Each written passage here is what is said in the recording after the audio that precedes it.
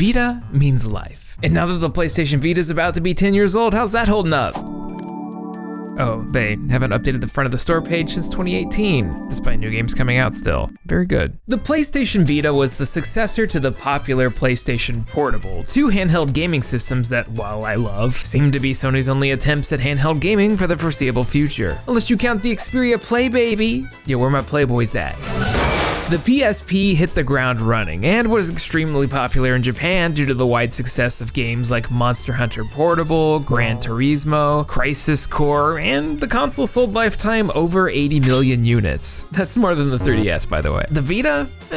Not so much. Maybe it was the inclusion of confusing 3G models, the $250 base price, the proprietary memory cards, the lack of Western developer support, the unnecessary back touchpad. The Vita and TV counterpart, PlayStation TV, only pushed out around 10 million. But the Vita was awesome. Considering this was a full 6 years before the Switch, the Vita was the go-to platform for me to play indies, JRPGs, weird anomalies. This is where classics like Persona 4 Golden, Gravity Rush, and Danganronpa thrived. Also, everything I just mentioned has been ported elsewhere. But not everything. The Vita is still, to this day, filled with exclusives, some of which are great, some of which are awful, and most of which are weird and forgotten. And that's what we're gonna be talking about today. Heck, it was even the first handheld with a second analog stick that enabled you to properly play first-person shooters on the go. Yo, you telling me Killzone Mercenary was a handheld game in 2013? Although, not all of them were created equal. Wow. So yo, it's Austin, and it's Vita time. Finally, this little handheld console is one of my favorites ever, and today I'm going to be talking about some of the less notorious titles that came out on the thing, the Forgotten Vita Games. But first, today's video has been sponsored by GlassesUSA.com, and we're getting smart now. GlassesUSA are an online retailer who cuts out the middleman and offers prescription eyeglasses and sunglasses at affordable prices. We've showcased a bunch of different styles from their offerings, including this one, and there's a lot, by the way. There's over 9,000 different styles to pick from, be it in-house or designer like Gucci and Ray-Ban. Everything's up to 70% off and starting at 30 bucks. GlassesUSA.com is actually giving me a special pair that they want me to show off, the Reveltoon, a pair of smart glasses. That's right. So these things actually play audio through a little speaker in the back and hook up to your cell phone via Bluetooth and can interact with Google Assistant or Siri. If you want to adjust the volume, you just swipe your hand across the sides here. If you want to look up some cursed stuff on the internet, double tap the sides. Play Simple and Clean Goslin Remix on YouTube. Oh yeah, the future's now. The Reveltoon is compatible with any prescription lens or any kind of coating, so if you want sunglasses or blue light filters, it's good to go. GlassesUSA.com has a virtual mirror feature on their website, so you can upload a photo of yourself to see what you look like in the Reveltoons or any other frames before making a purchase, and there's a 14-day 100% money-back guarantee, so there's no risk. So if you need new eyeglasses, sunglasses, or smart glasses, click the link in the description to get a special offer from GlassesUSA.com specifically for y'all. Check out the Reveltoon, it's pretty neat. And now, back to the Vita. The PlayStation Vita's release has to have one of the most impressively large lineups of games, like, ever. If you don't count launch window releases, there were 25. 25 games that were a mix of brand new experiences, sequels from popular IPs, and ports of big console games. Sony's whole thing was showcasing the Vita as a way to have PlayStation 3 quality experiences on the go, and for the most part, it doesn't disappoint. But who the heck has the time to play all 25 plus games at release? Especially when two of them are Hot Shots Golf and Virtua Tennis 4. I'm set. Never mind things like Touch My Katamari, the Better Than It Should Be port of Ultimate Marvel vs. Capcom 3, Wipeout 2048 being a legit 9 out of 10 that's held up so well its PlayStation 4 version feels identical. Not to mention Shinobuto 2, a game that's basically Tenchu, Rayman Origins on the go, Dynasty Warriors on the go, Mod Nation Racers on the go. Me and the 20 other hardcore Vita fans were swimming. So, how about Unit 13? Anyone? I don't know about y'all, but I was obsessed with Unit 13. I don't know if it was the novelty of playing a third-person shooter with good controls on such a small device, or if it was because I was starved for games, but this was neat. Unit 13 came out a few weeks after the Vita launch, but Zipper Interactive's little mission-based shooter seems to have gone in one ear and out the other, which is weird because it's one of the Vita's highest-selling games. Unfortunately, that's not saying much. So Zipper was responsible for the SOCOM franchise, which were at the time a wildly popular online PlayStation 2 semi-realistic tactical shooter that predated Halo 2. Sure, it's a bit dated these days, but these were all the rage back then. Then of course on the PlayStation 3 came MAG. Oh, MAG. But their swan song would end up being Unit 13, a third-person shooter with a more arcadey feel, one with a heavier aim assist due to being on a portable and a focus on stealth, one with so many points flying across the screen it looks like a trick shot video and nary a plot to be seen. Also one with ridiculously punishing AI and a small level design, but a very cool game to take on the go. Look, I grew up squinting at Bionic Commando on a Game Boy. This felt like the future. Unit 13, despite its extremely bland name, was pretty good, just really hard and kind of basic at times. It doesn't help that the main menu is just basically a bunch of numbers. The AI is also kinda aimbotty at times, so you're definitely going to die, but it's a pretty solid functional shooter hidden by a layer of generic, well, everything really. Unit 13's not gonna win any awards for originality, but like, I don't know, sometimes you need that 7 out of 10 shooter. It's like Grits. I love Grits. How about Square? Surely Square would have a bunch of bangers on the Vita, considering how many games they had on the PlayStation Portable. Well, for starters, we've got Army Corps of Hell. You know, Metal, Satan, Pikmin.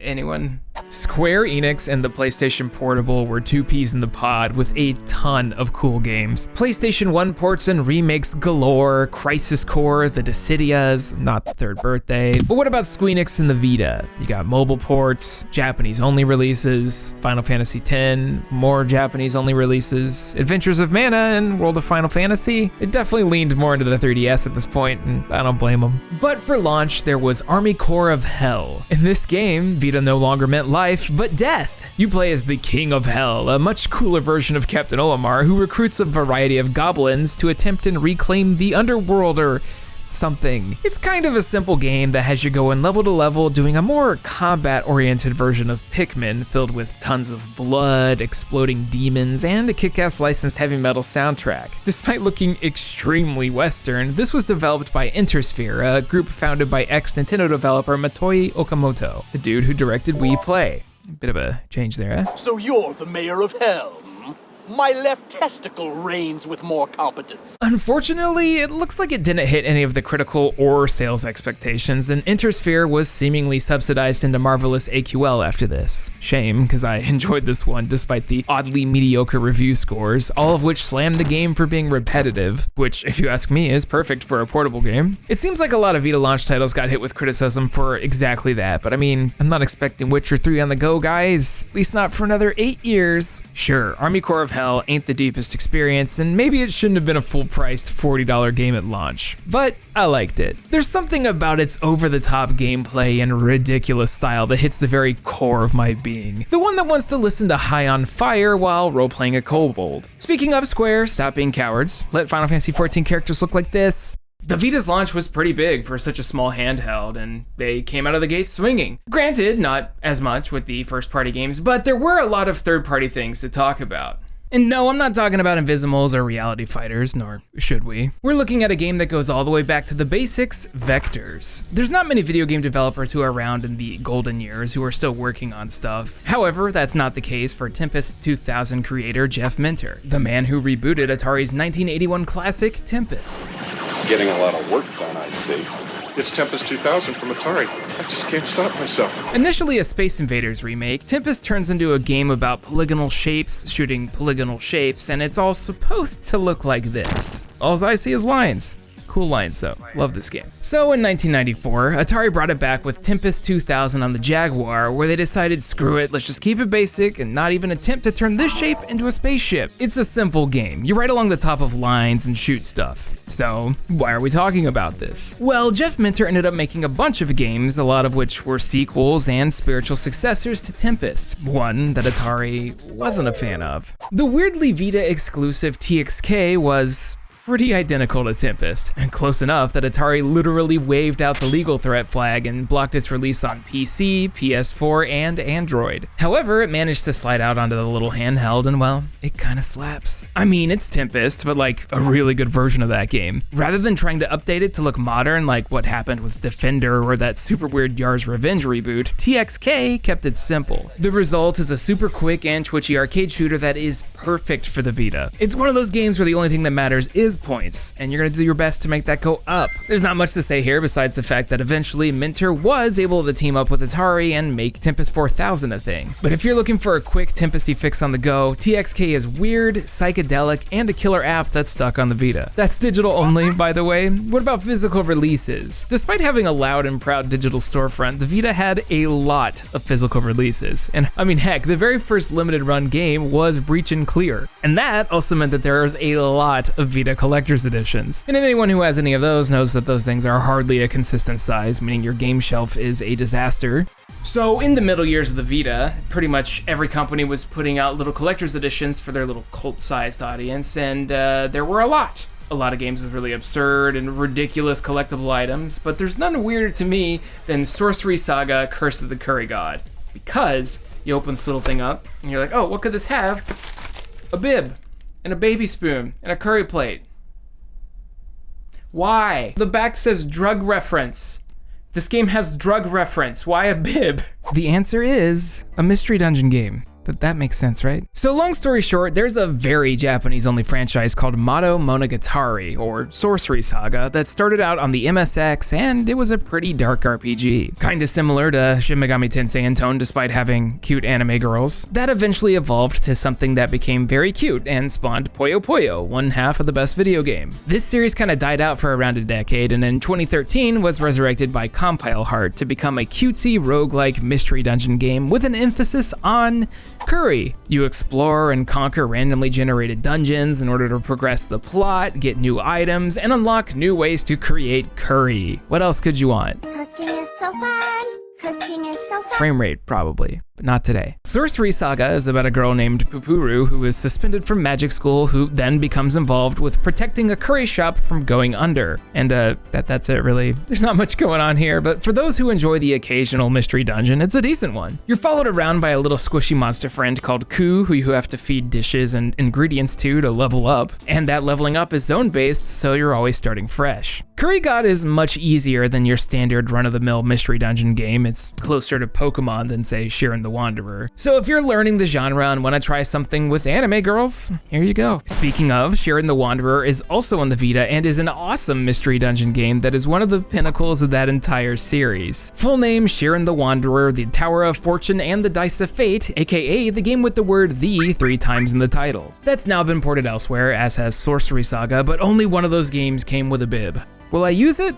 God, I hope not. Now, it's painfully obvious that not every PlayStation Vita game was good. Probably more bad than good ones, honestly. Looking at you, little deviants. That's a launch title a lot of people know about, though, and we're gonna talk about something way worse. Drive Girls, anyone? Game of the year. When I think of bad, forgotten Vita games, I think of 2 very specific ones. The first of which is actually a licensed Sony-published game. Sometime around 2013 and 14, Sony decided to try to push the Vita into the kids market, which was a big ask, considering they'd been hitting mostly the degenerate anime fan. Beyond third-party games like all of the Legos, there was Looney Tunes Galactic Sports, Phineas and Ferb, PlayStation Vita Pets, and of course, the first portable console version of Minecraft. A game so popular in Japan that it got its own special edition console. What? There's clearly a market for kids and Vita as a holy grail that has been firmly grasped by Nintendo ever since 1989. Rest in peace, Game Gear. I loved you. Get a Game Gear. So with this kids initiative, it makes sense that someone in the Sony think tank ecosystem would be like, oh yeah, the Muppets. They just had a movie, one that, for some reason, the audience didn't seem to like, but critics did. Is Muppets Most Wanted the Dragon Age 2 of movies? This would, of course, bring us the Muppets Movie Adventures, one of the few remaining exclusives that actually was published by Sony. It also sucks. Imagine the most run-of-the-mill 5 or 6 out of 10 Super Nintendo platformer you can think of. Let's say Skulljagger, Revolt of the Westikins. Everyone knows that, right? Well, take something like that, slap the beloved Muppets characters like Kermit, Animal, and Gonzo into it, theme a bunch of levels around popular films like The Wizard of Oz or The Night of the Living Dead, and call it a day. Or night, I guess. Now, when you boot it up and start playing, you're immediately... stuck, I guess. This is one of those Vita games that doesn't work with the Vita TV, so let me just work a little magic and, yes. Oh, this is rough. For some reason, all of the cutscenes have weirdly high detail faces of the Muppets, but then things that aren't look awful. Like Kermit looks like he might have been photoshopped or traced in, but everything around him is done by a different artist, like very clearly. Yo, what's wrong with your feet, bro? Also, what are these cutscenes? The talented and lovable Kermit the Court Musician Frog.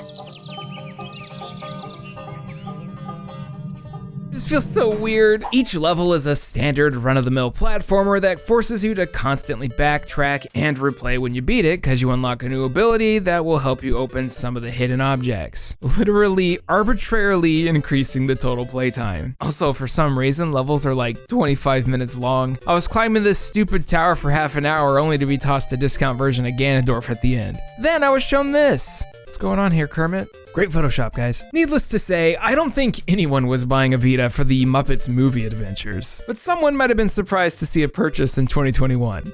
My bad. Next up is a game from one of the most popular game franchises of all time, actually. I bet you forgot about Silent Hill Book of Memories.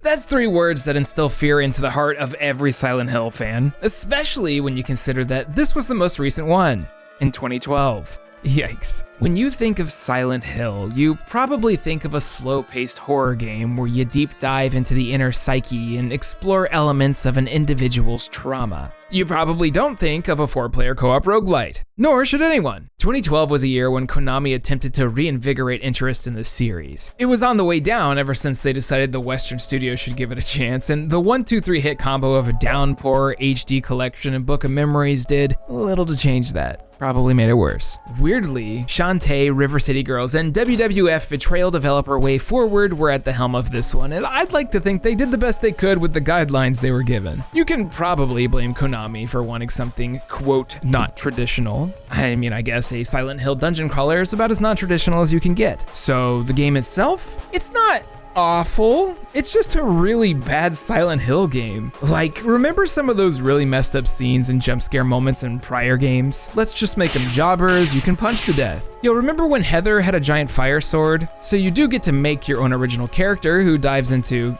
I guess, the Book of Memories, delivered by a total discount Morgan Freeman character. Life moving so fast these days, people end up all kinds of places. Like they didn't even try. In this book, you dive into really cool places like Derek Level 1 or Derek Level 3. It's like each world is a character archetype that you can create, and it's all really vague, almost nonsensical. I'll just chase this little girl around with a weapon, that'll be fine. Apparently there's 3 ways I could have done this. Now, I did say this was a co-op dungeon crawler, and in that aspect, it's fun. Touchdown! Score!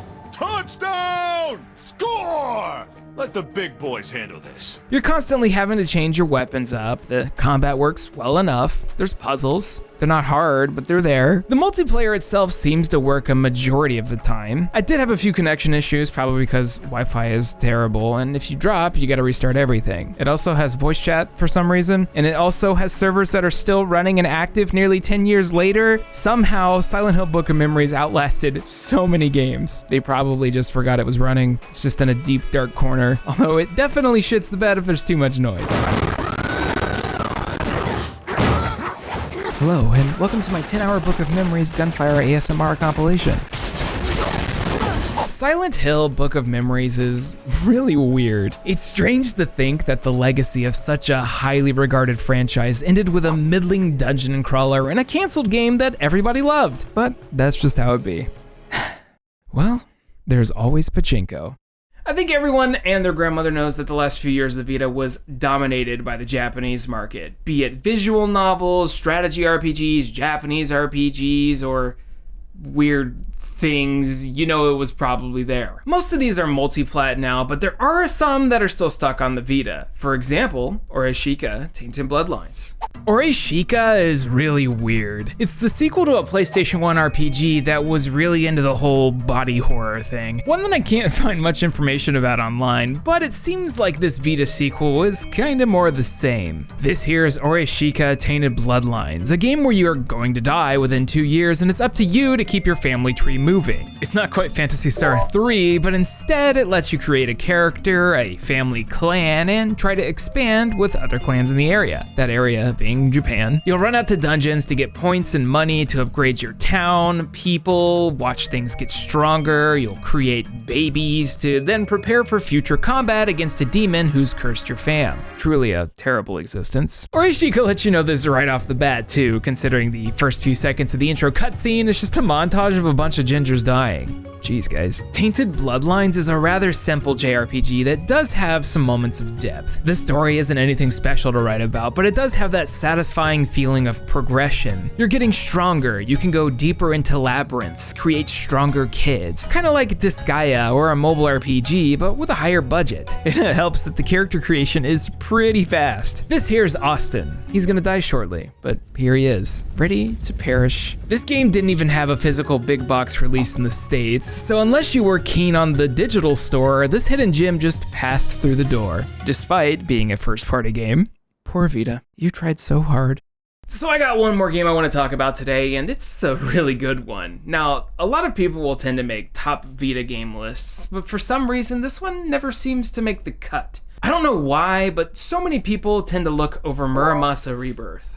I love Vanillaware. There aren't many game developers who are incapable of making a bad video game, but they're one of them. Be it the fun beat-em-up Dragon's Crown, the artist-writer George Kamatani drawing a bunch of sexy oiled-up dwarves, or the 11 out of 10 video game 13 Sentinels Aegis Rim, they're always bound to put out something that stands the test of time. Especially those dwarves. Kamatani's beautiful hand-drawn art really shines no matter what console or style he goes for, and every one of their games is able to do the same. But of everything they've released in the last 15 years, it seems like Muramasa the Demon Blade has gone in one ear and out the other, which is a shame, because it's one of their best! So the Demon Blade was originally a Wii game that got an enhanced port with brand new content on the Vita, and it doesn't get any better than this, my dudes. Muramasa is gorgeous. Every screen looks like a moving piece of art, sometimes a hybrid of traditional Japanese and impressionist. Bosses have so much detail and different frames of animation that it's surprising we don't see them more. I'm so glad I could play this on the PlayStation TV so I can see all the details up close. The game itself is a 2D Metroidvania style action RPG with an emphasis on direction-based combos, likely a holdover from the Wii version. You've got a ton of different swords you can use, each with a different special attack. There's a hunger system for recovering HP, and if you craft food, it looks absolutely delicious. I don't know what it is with this developer and food. It looks so good. I've seen a lot of people tend to complain about the art of George Kamatani being objectifying of the human body, but if you ask me, this is definitely the ideal man. You get to play as either Momohime or Kisuke on their journey through Japan, where you'll encounter beasts and yokai from Japanese folklore and mythology. The story itself may not be as memorable as something like 13 Sentinels, but I mean, what is? Nothing. Muramasa is a super fun game, and I think it got heavily overshadowed by the releases of Odin Sphere Leafrasier and Dragon's Crown, also on the Vita. This trilogy of Vanillaware titles are all fantastic games, but there's just something about Muramasa. Maybe it's the striking Eastern influenced look, maybe the pace of combat was something more my speed. Maybe I just really like the way the kitsune look. For reasons, but Muramasa the Demon Blade is an awesome game for the PlayStation Vita that I think is slowly becoming more and more forgotten. Don't let it happen. If you have a Vita, or Wii even, please give it a shot. Or else. It's a shame that there's probably never going to be an actual follow-up to the Vita, because this thing kicks some serious butt. Now, there are a ton of games that are both really good and forgotten that we could talk about, but I'm going to end it here today, because if I don't, I'm going to just start rambling off about Virtua Tennis 4, and I won't stop. Ever. Join me next time when we talk about the entirety of One Chambara.